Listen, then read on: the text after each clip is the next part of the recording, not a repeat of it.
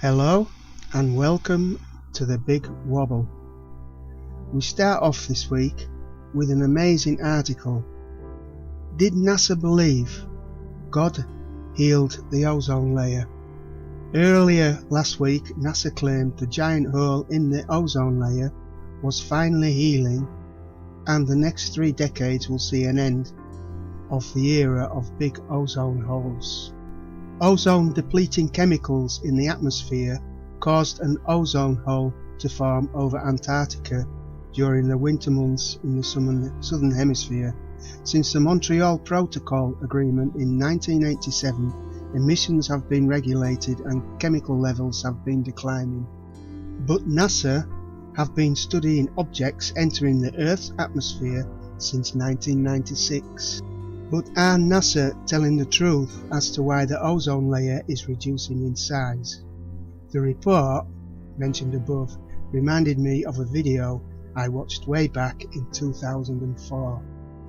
In the video, scientist David Serrada claimed he contacted a Dr. Joseph Nuth asking for information about strange phenomena. Dr. Nuth was head of astrochemistry at NASA at the time, around 1996. Dr. Nuth replied saying that NASA were studying unexplained objects entering the Earth's atmosphere. Dr. Nuth went on, these objects were around 40 foot wide, the size of a 2-bedroom house, which Dr. Nuth had detected were mostly made up of water, although he was not exactly sure. But anyway, these objects were impacting the Earth's atmosphere at an astonishing rate of 10 to 20 million times a year, and not once did they collide with any of the thousands of satellites around the Earth's atmosphere, which implied they were guided here by intelligence. At this point, I must say, NASA were only detecting these house-sized water balls on their ultraviolet cameras, and they were not visible to the lower spectrum of light. Another top scientist who was heading his own investigation into these balls of water, a Dr. Louis Frank, made observations of the objects from a satellite that was roughly 25,000 kilometers away from Earth, orbiting the Earth at a very large radius. The satellite was called Polaris and was recording the objects, as I said, in the far ultraviolet range. David Serrada wrote back to Dr. Nuth to ask him if there were any similar characteristics between these balls and the UFO phenomenon. He wrote, "Dear Dr. Nuth, if these 40-foot balls of water are impacting our atmosphere 10 to 20 million times a year, could the space comets, balls, be actually healing our ozone layer? And if so, is this proof there is a God? Dr. Nuth, please answer." The image you can see is from NASA's polar spacecraft, providing new evidence that Earth's upper atmosphere is being sprayed by a steady stream of water-bearing objects comparable to small comets. Using Polaris Visible Imaging System (VIS), the research team, led by Dr. Louis A. Frank of the University of Iowa in Iowa City, has detected objects that streak toward Earth, disintegrate at high altitudes, and deposit large clouds of water vapor in the upper atmosphere. Goddard Space Flight Center, 28th of May 1997.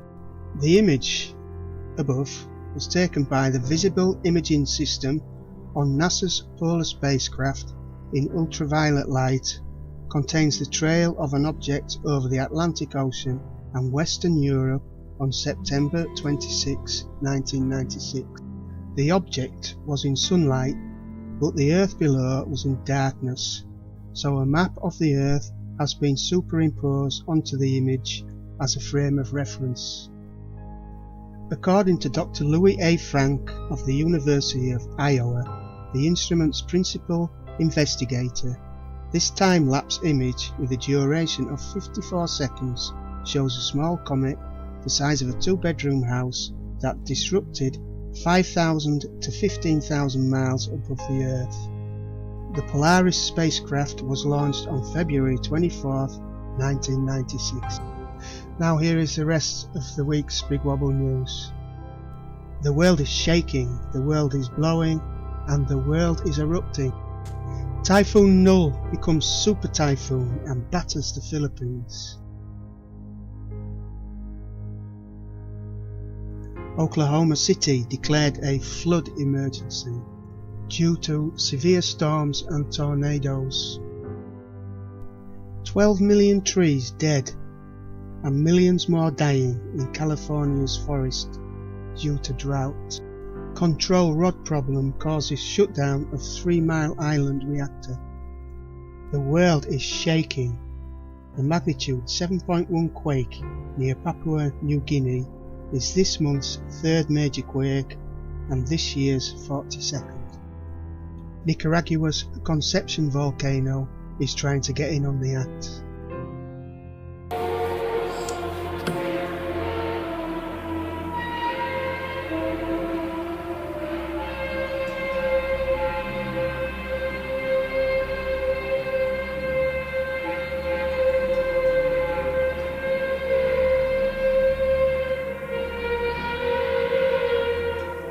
The strange noises are back.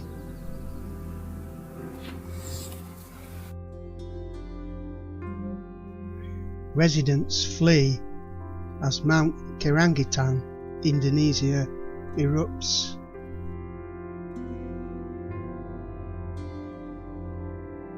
America's aging nuclear facilities have another bad week as 4 plants shut down: Oyster Creek, Indian Point, 3 Mile Island and Davis Bess. Alert sadness and mystery by the appearance of 37 dead whales in Chile. Victims of another ocean dead zone. Tourists caught out as a volcano erupts in Nicaragua right in front of them. Warning folks, don't try this at home.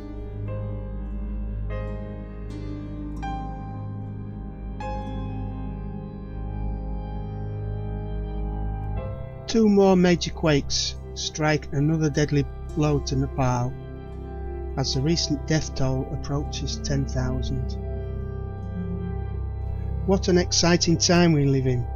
Costa Rica's Turrialba erupts again on Sunday. Yet another near miss. A magnitude 6.8 strikes in the region of Fukushima. It is the 6th major quake of this month and the 45th of 2015. And Europe's most active volcano gets in on the act. It's Italy's Mount Etna. A fire that gutted a factory in the Philippines has killed dozens of people. The local mayor for the district on the outskirts of Manila said today that the official figure had risen to 72. Police said sparks from a welding machine ignited flammable chemicals near the main entrance. Columbia and the satellite now 77 nautical miles apart. In that call reporting that the crew can see the tether and see the satellite. It's beautiful. Well, that's it for this week. Thanks for watching. I'm leaving you here with images of NASA's The Tether incident, in which also balls of energy were recorded. This view showing the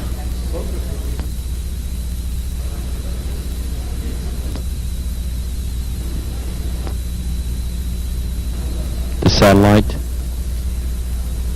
Again, just moving into sunrise.